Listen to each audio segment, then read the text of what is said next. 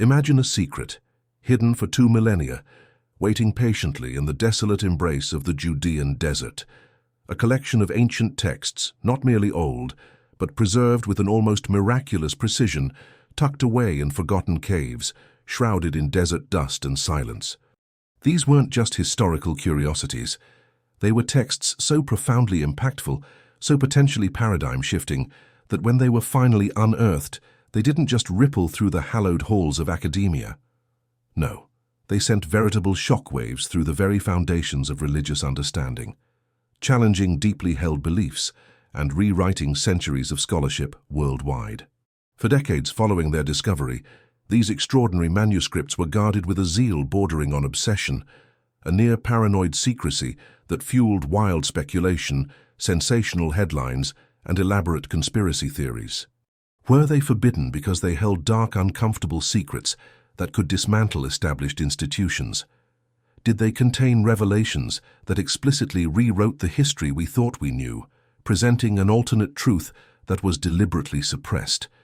Or did they perhaps reveal truths too uncomfortable for the prevailing religious and historical narratives to readily absorb, necessitating a calculated, prolonged withholding? Today on Biblical Archives, we embark on an unparalleled journey into the very heart of this enduring enigma, the Qumran texts, universally known as the Dead Sea Scrolls.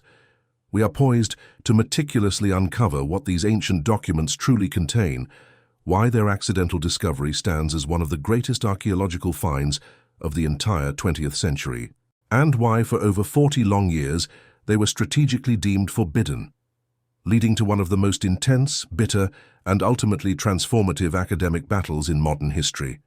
Brace yourselves for your understanding of ancient scripture, the vibrant tapestry of early Christianity. And indeed, the very concept of historical truth itself is about to be challenged and expanded. What if the stories you've cherished, the historical timelines you've accepted, were missing a crucial, ancient, and perhaps deliberately obscured chapter? Stay with us, because the ultimate answers might just be far more profound and far more revolutionary than you could possibly imagine. Our journey into the depths of history begins not within the meticulously planned trenches of a grand archaeological expedition, nor in the hushed solemnity of an ancient library, but with the simple, utterly serendipitous action of a young Bedouin goat herder named Mohammed Edib. It was a seemingly ordinary spring day in 1947, under the scorching sun and amidst the desolate, craggy cliffs bordering the northwestern shore of the Dead Sea. Close to a collection of ancient ruins known locally as Khirbet Qumran, Mohammed, in the timeless pursuit of a lost goat that had strayed from his flock, did what any frustrated herder might. He tossed a stone into a small, dark opening in the cliff face, hoping its rattle would startle the animal out. Instead of the familiar bleating of a goat, he heard an entirely unexpected resonant sound, the distinct shattering of pottery. His young, adventurous spirit piqued by the unusual noise, he ventured cautiously into the dark, narrow recess. What he stumbled upon inside would not only reshape his life, but would ignite a global sensation and fundamentally rewrite vast swathes of our understanding of ancient history and religion. Arranged with surprising order along the rough walls of the cave, almost as if placed there with reverence, were tall, cylindrical storage jars. And within these jars, sealed and meticulously preserved for nearly 2 millennia by the exceptionally arid desert climate, were scrolls. Not merely 1 or 2 isolated fragments, but dozens of complete and partially preserved scrolls, carefully wrapped in linen, their brittle parchment and papyrus covered in the elegant, precise strokes of ancient Hebrew and Aramaic script. Mohammed, utterly unaware of the monumental significance of his find, had inadvertently unearthed the single greatest archaeological treasure of the entire 20th century, a hidden library, an unparalleled time capsule, what we now universally refer to as the Dead Sea Scrolls.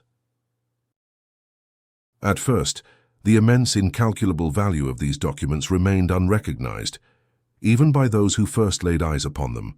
Mohammed and his companions, thinking they might be little more than old leather suitable for repairing shoes, retrieved a handful of the scrolls. They eventually took them to a local antiquities dealer in Bethlehem, Khalil Iskander Shahin, better known as Kando, who, equally oblivious to their true heritage and value, offered a paltry sum for what he perceived as merely old, perhaps somewhat unusual, scraps of parchment.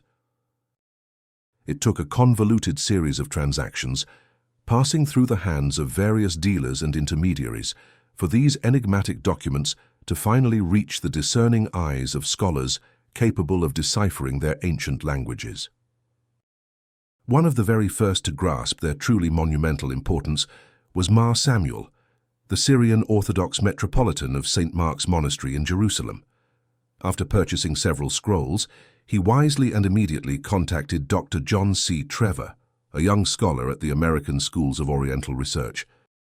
Trevor, with a keen eye for ancient scripts, instantly recognized the archaic forms as being incredibly old, potentially from the time of Jesus or even a century or two earlier, a realization that sent shivers of excitement through the academic community. The initial finds included what would quickly become some of the most famous and pivotal scrolls: the remarkably preserved Great Isaiah Scroll, nearly intact and demonstrating an astonishing textual fidelity to the Masoretic text still used today. The Community Rule, a foundational text offering profound insights into a monastic-like sect, and the Habakkuk Pesher, a unique commentary on the biblical book of Habakkuk that interpreted its prophecies in light of the community's own contemporary events. The news of this confirmed discovery, once verified by experts, spread like an unstoppable wildfire through global scholarly circles. This wasn't just ancient literature. This was potentially a direct, unmediated window into the world of early Judaism and the very origins of Scripture itself, a world previously known only through much later copies and interpretations. The humble remote caves of Qumran, once an overlooked and desolate corner of the ancient world, had overnight become the undisputed epicenter of a historical and theological earthquake. The race was now on, a desperate and often chaotic scramble to find more, to understand and preserve these precious relics before they were lost, damaged or dispersed further. The accidental discovery initiated a massive archaeological undertaking, transforming our perception of an entire era. Once painstakingly unearthed and initially acquired, the Qumran texts faced a new and even more contentious challenge, not the ravages of time or the elements, but the complexities of control and access. For over 4 agonizing decades, the vast majority of the newly discovered Dead Sea Scrolls remained under the extraordinarily tight, almost monopolistic control of a small, highly exclusive international team of scholars, primarily based in East Jerusalem at the Palestine Archaeological Museum, now the Rockefeller Museum. This elite group, handpicked for their linguistic and paleographic expertise, was entrusted with the monumental, indeed overwhelming responsibility of meticulously cleaning, conserving, piecing together, deciphering, and ultimately publishing the tens of thousands of brittle fragments. However, their agonizingly slow pace, coupled with strict and often arbitrary limitations on who could even see the texts, let alone study them, ignited a firestorm of global controversy and fueled widespread conspiracy theories that would plague the scroll's legacy for generations. The burning question on the minds of scholars and the public alike was stark. Why were these monumental discoveries, a shared heritage of humanity, being kept so fiercely from the world? What was so secret, so potentially dangerous or unsettling, about their contents that they needed to be guarded with the intensity of state secrets? The official narrative propagated by the tightly knit editorial team was one of overwhelming necessity and unparalleled complexity. They argued, not without some justification, that the sheer volume of fragments, tens of thousands, stemming from over 900 distinct manuscripts, many no larger than a postage stamp, demanded an almost impossibly painstaking, decades-long process of conservation and reconstruction. The extremely brittle nature of the parchment, often degraded and stuck together, the challenging and archaic ancient scripts, many written without convenient word divisions, and the absolute necessity for meticulous archaeological, philological, and paleographical analysis meant that rushing the publication process would inevitably lead to egregious errors and irreversible damage. They steadfastly maintained that their glacial pace was a matter of uncompromised scholarly rigor, a testament to the immense scale of the unprecedented task. However, outside this insulated inner circle, patience wore thin and suspicion festered into outright accusation. Critics, including many prominent biblical scholars, archaeologists, and religious historians from institutions across the globe, vehemently accused the team of establishing an egregious intellectual monopoly. They argued, with increasing fervor, that such a critically important trove of shared human heritage belonged to humanity at large, not to a privileged, self-selecting few. The agonizingly slow trickle of publications, sometimes only a handful of minor fragments released over several years, was widely perceived not as rigorous scholarship, but as deliberate suppression, a calculated withholding of vital information. Whispers began to circulate and soon escalated into thunderous accusations.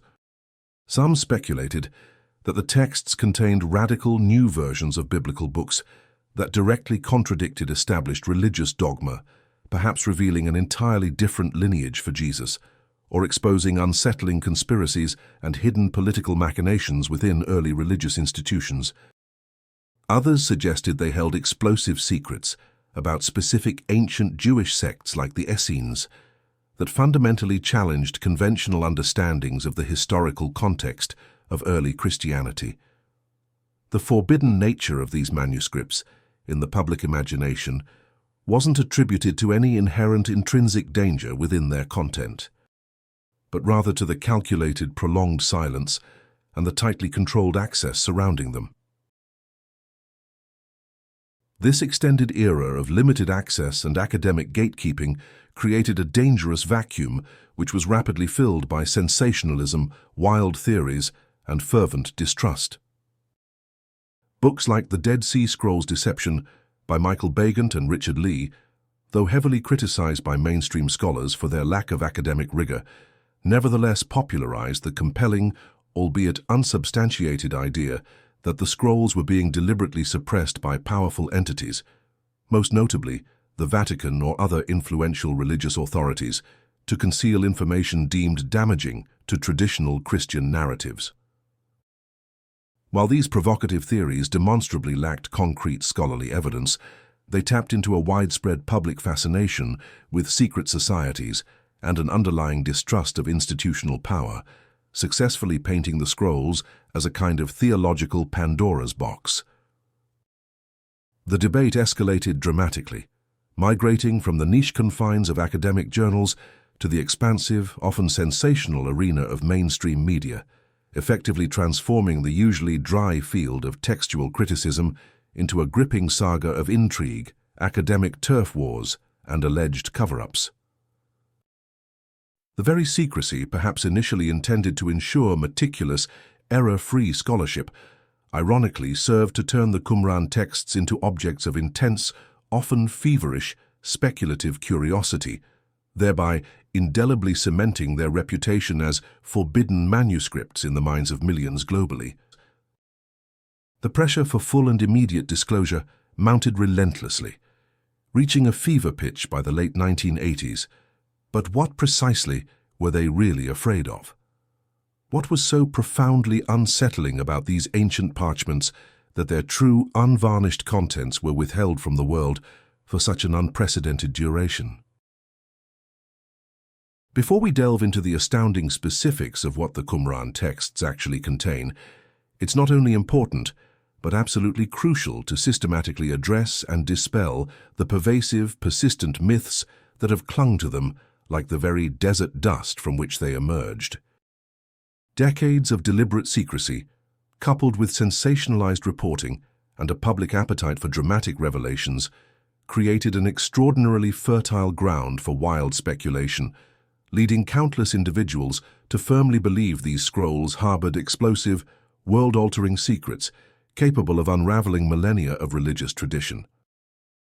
Let's decisively clear the air and thoroughly debunk some of the most stubborn and widespread misconceptions that have obscured their true significance. Firstly, and perhaps most importantly, despite decades of widespread conspiracy theories, popular fiction, and fervent wishful thinking. The Dead Sea Scrolls do not contain new Gospels of Jesus, nor do they offer any direct, explicit evidence about his life, his teachings, or the early years of his ministry. This is a critical point of clarification. The vast majority of these texts are Jewish documents, composed predominantly between the 3rd century BCE and the 1st century CE. This timeline means they largely predate the formation of the Christian New Testament and the bulk of the earliest Christian writings.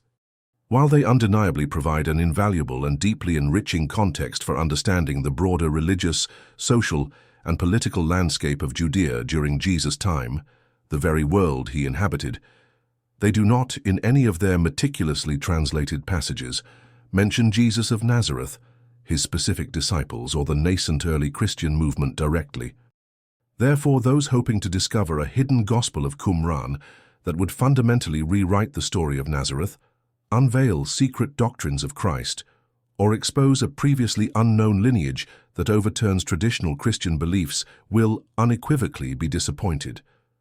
Their absence of direct reference to early Christianity has often been misconstrued as suppression, when in reality it simply reflects their historical origin within a diverse Jewish context before the rise of Christianity as a distinct movement. Secondly, let us firmly state that the scrolls are not, in any rational interpretation, proof of ancient alien visitation, advanced lost civilizations, like Atlantis or Lemuria, or any other fantastical pseudo-scientific claims. While some fringe theories and internet speculation have audaciously attempted to link specific Qumran texts to UFOs, extraterrestrial beings, or advanced pre-human technologies, these interpretations are entirely, unequivocally without basis in legitimate scholarly translation, archaeological context, or philological analysis. The texts are, by their very nature, profoundly rooted in ancient Jewish religious thought, prophecy, law, sectarian practices, and apocalyptic visions. Their language, their literary forms, and their underlying theological themes are entirely consistent with other known ancient Near Eastern literature and the diverse religious traditions prevalent during the Second Temple period. There are no veiled descriptions of spaceships, futuristic technologies, interdimensional portals, or beings from other planets within their meticulously deciphered words.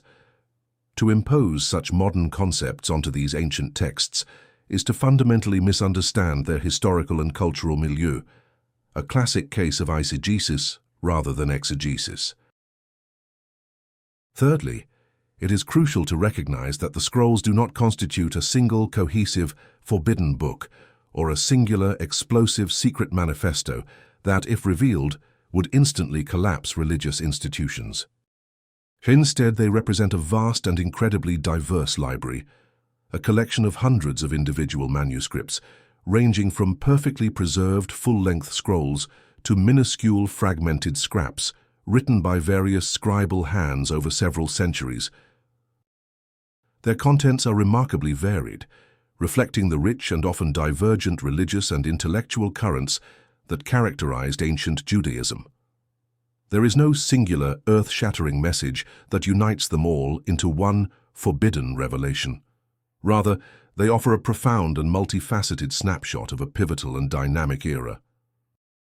The popular idea of a monolithic, singularly forbidden book or a unified Qumran conspiracy is entirely a product of modern sensationalism and conspiracy theories, not a reflection of the complex ancient reality. The profound drama surrounding the scrolls, particularly during their decades of limited access, was not a result of their containing shocking content in the way the public often imagined. No revelations of suppressed messiahs, no definitive proof of alien encounters, and certainly no outright attack on established faiths. Instead, the true genesis of the controversy stemmed from their weighty academic implications and the intense, often bitter struggle for control over their publication.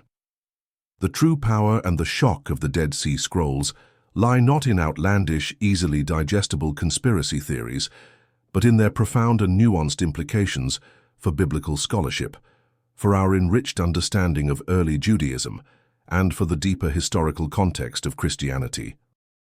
They challenge our assumptions not through sensational headlines or scandalous revelations, but through subtle, yet seismic insights into the rich, previously underappreciated tapestry of ancient religious life. Therefore, understanding what they aren't is not just a preliminary step, but an essential foundation towards truly appreciating the revolutionary, multifaceted insights that they are.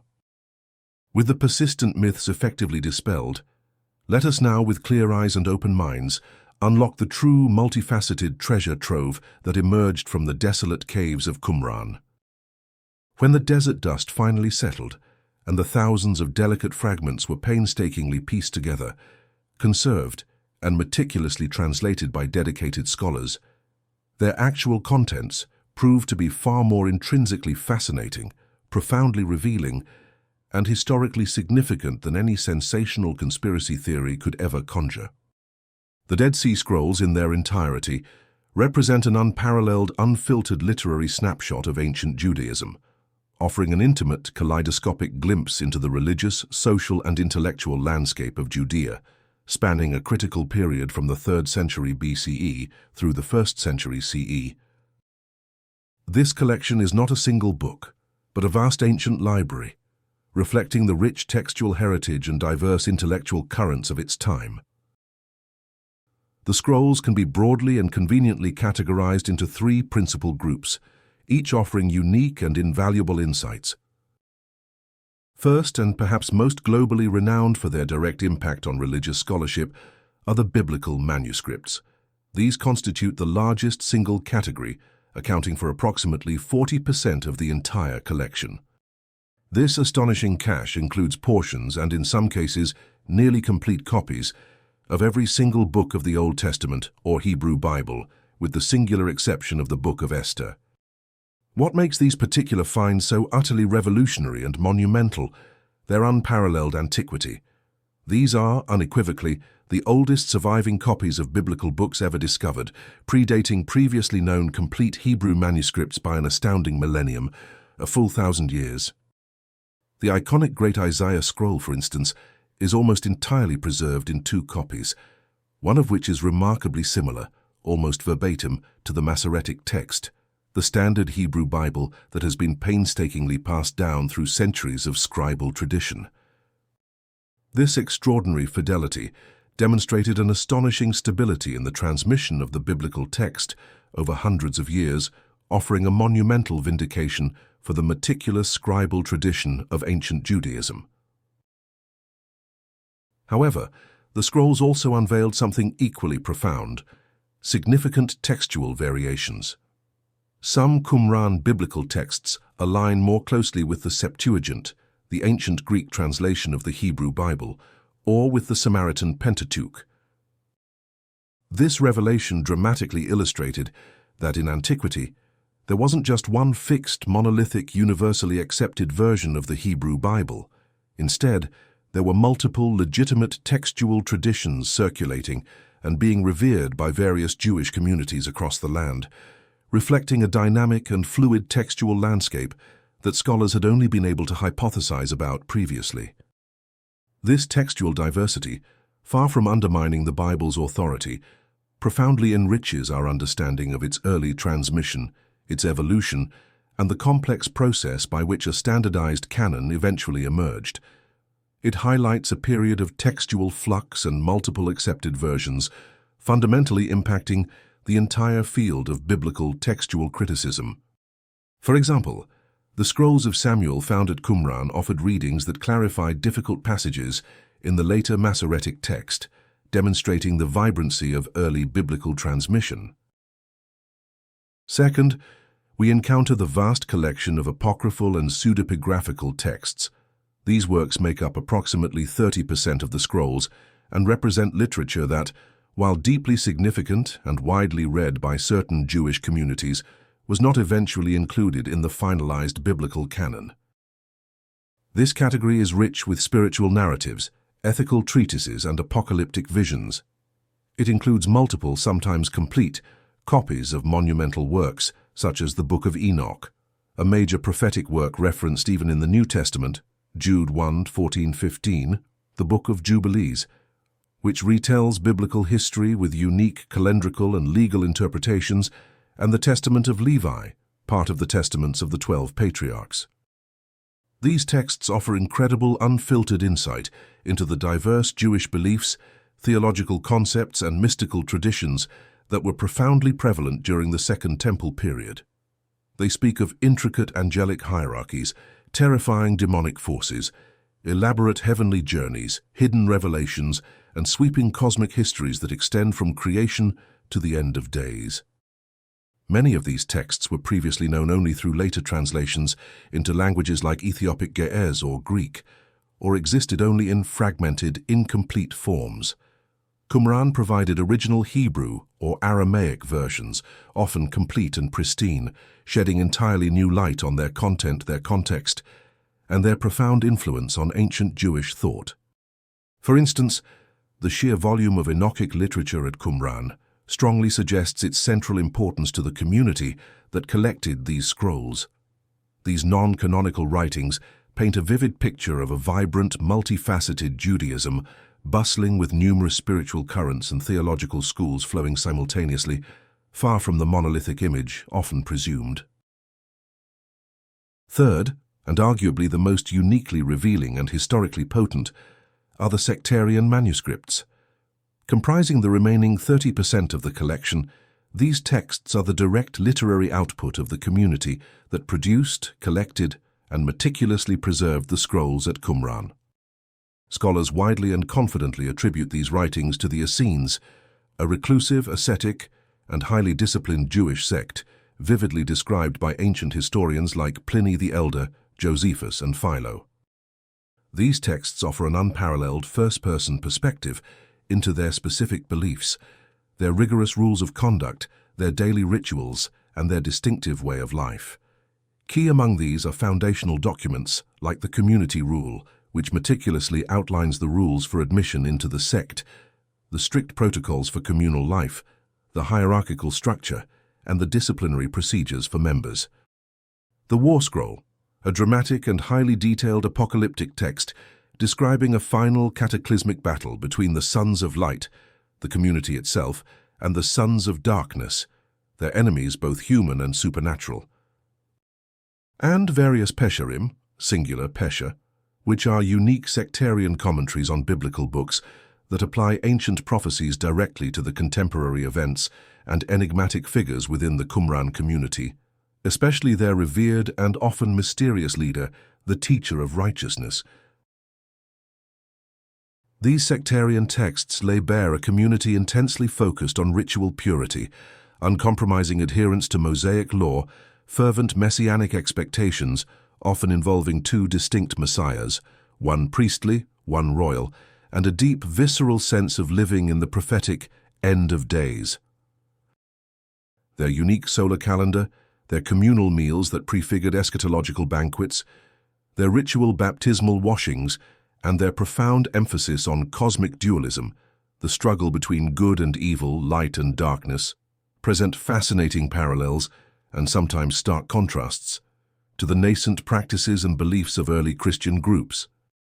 They unequivocally demonstrate a broader religious landscape in first-century Judea that was ripe with diverse interpretations, competing theological frameworks, and fervent spiritual movements, thereby providing utterly essential context for understanding the complex world from which both Rabbinic Judaism and Christianity ultimately emerged. The sectarian scrolls offer an unprecedented, unfiltered window into the specific ideology, daily practices, and fervent hopes of a particular Jewish group, giving a human, tangible face to the otherwise abstract concept of ancient Judaism.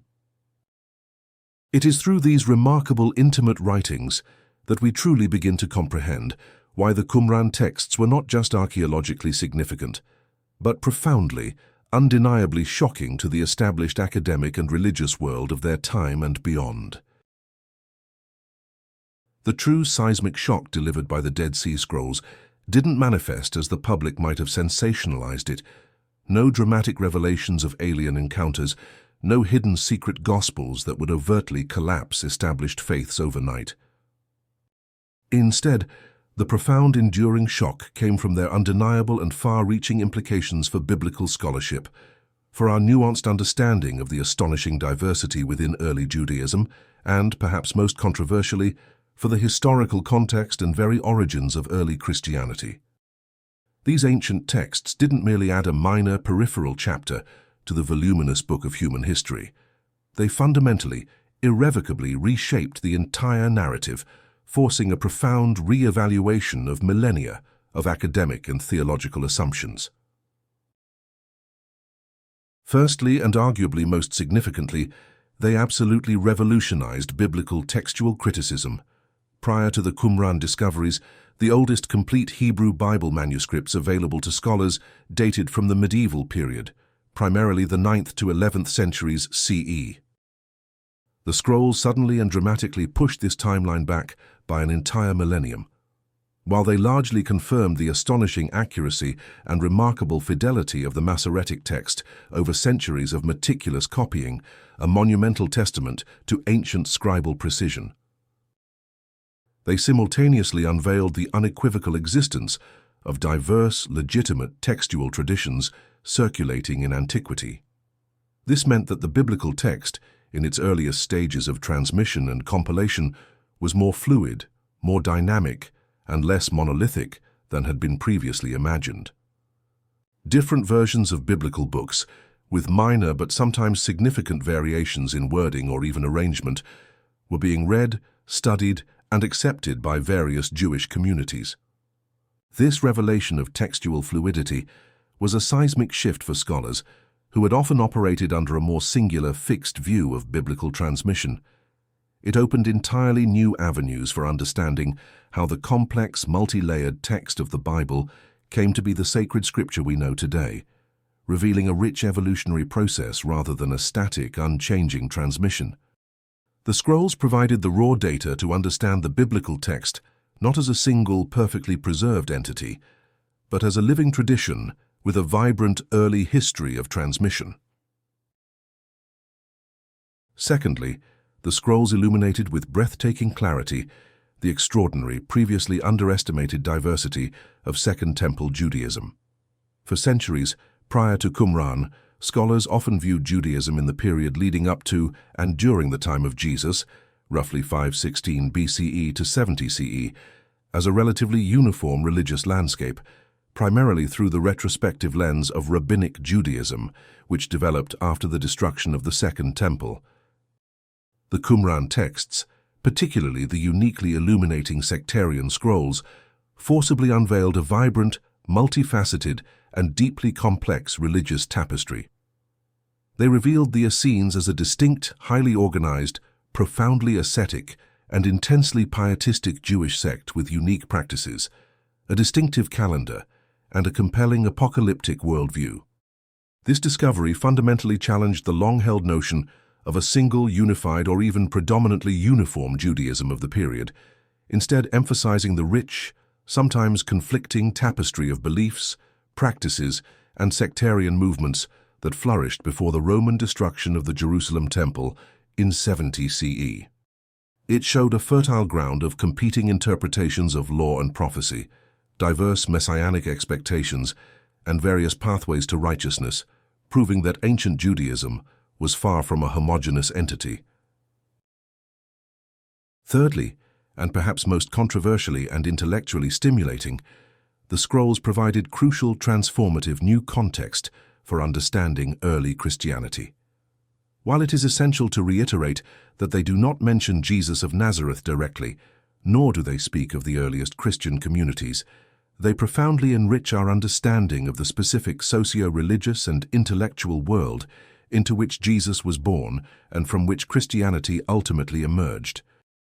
The Qumran community, particularly as revealed through their sectarian writings, shared striking theological concepts, terminologies, and communal practices with early Christian groups.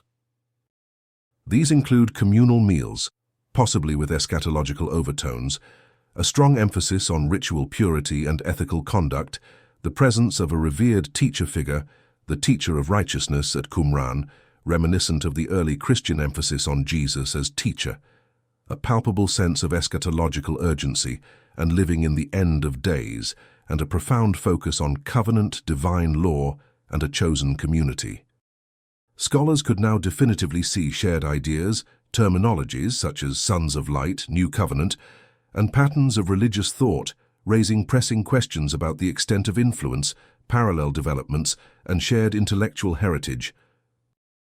Were certain Christian theological ideas entirely revolutionary and unprecedented, or were they, at least in part of a broader, dynamic Jewish discourse of the time? The scrolls demonstrated that many concepts previously thought to be unique or exclusively Christian were, in fact, circulating within broader Jewish traditions. This revelation didn't diminish Christianity, but rather firmly, historically rooted it within its Jewish context, challenging interpretations that presented Christianity as an entirely sui generis phenomenon, disconnected from its foundational Jewish heritage. This deeply interconnected linkage was profoundly unsettling for some, as it blurred the lines and boundaries that many scholars and religious adherents preferred to keep distinct and clearly defined. The shock delivered by the Qumran texts was not a single dramatic cataclysmic revelation, but rather a slow, painstaking, and intellectually rigorous process of re-evaluating millennia of entrenched scholarly assumptions.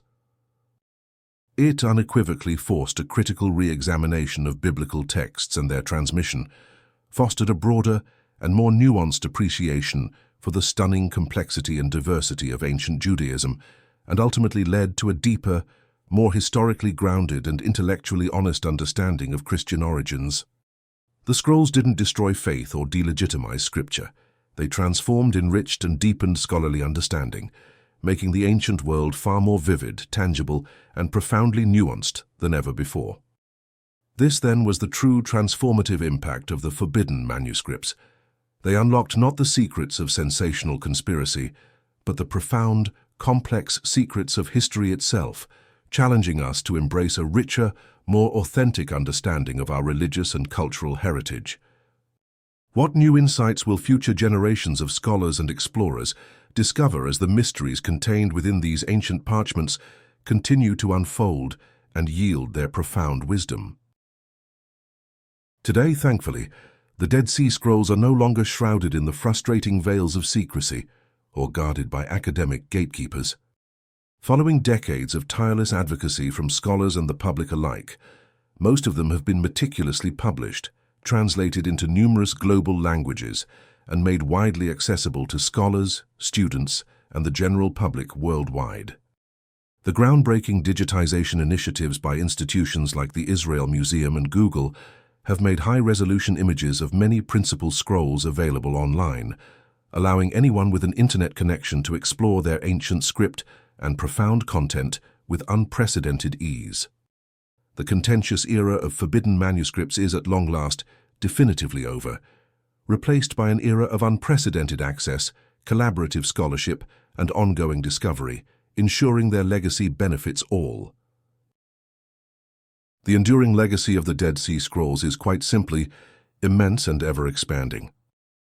They continue to be the subject of intense scholarly debate, cutting-edge research, and groundbreaking archaeological expeditions, providing invaluable, granular data for linguists studying the intricacies of ancient Hebrew and Aramaic, for historians reconstructing the social, political, and religious fabric of Judea during a pivotal era, and for theologians exploring the complex origins and evolution of religious ideas. They have inspired countless academic volumes, popular books, compelling documentaries, and captivating museum exhibitions across the globe, continuing to captivate the public imagination with their potent blend of ancient mystery, scholarly rigor, and profound historical revelation. The scrolls stand as an eloquent, tangible testament to the miraculous power of textual preservation and the often serendipitous nature of archaeological discovery, profoundly reminding us that even in the most desolate, overlooked corners of the earth, profound truths and transformative knowledge can lie waiting, patiently hidden for centuries, poised to reshape our understanding. The Qumran texts didn't just fill a minor gap in our historical knowledge, they provided an entirely new, invaluable lens through which to view a pivotal period of human history and religious development. They solidified our understanding of the biblical text's remarkable, enduring journey through time, while simultaneously revealing the rich, vibrant, and incredibly diverse currents of ancient Jewish thought that characterized the milieu of Jesus' time. They showed us unequivocally that history is rarely as simple, as monolithic, or as straightforward as we might initially imagine. Instead, it is always richer, always more complex, and always ready to surprise us with hidden depths and unexpected nuances that challenge our preconceptions and deepen our appreciation for the past. Now we turn to you, our dedicated viewers. What are your thoughts on the incredible journey of the Dead Sea Scrolls? Did you know about the decades-long controversies surrounding their publication and the intense academic battles that ensued? What aspects of ancient Judaism, or the historical context of early Christianity, do you find most fascinating or surprising after learning about these texts? Share your insights, questions, and reflections in the comments below. We absolutely love hearing your perspectives and engaging in thoughtful discussions with our incredible community. If you found this deep dive into the forbidden manuscripts enlightening, transformative, and thought-provoking, please do us a huge favor and hit that like button to show your support. Subscribe to Biblical Archives for more meticulously researched deep dives into ancient history, archaeology, and scripture, and make sure to ring that notification bell so you never miss our next revelation. Until next time, keep seeking knowledge, keep questioning the narratives, and keep exploring the boundless, endlessly fascinating archives of human history.